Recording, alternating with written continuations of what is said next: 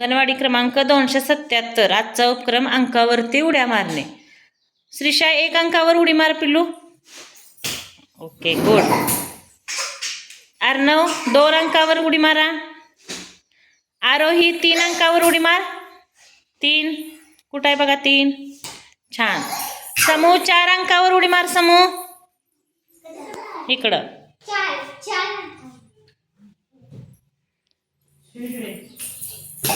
सानू 5 अंकावर उडी मार. हां गुड. हर्षू 6 अंकावर उडी मारा. Good good. इशूया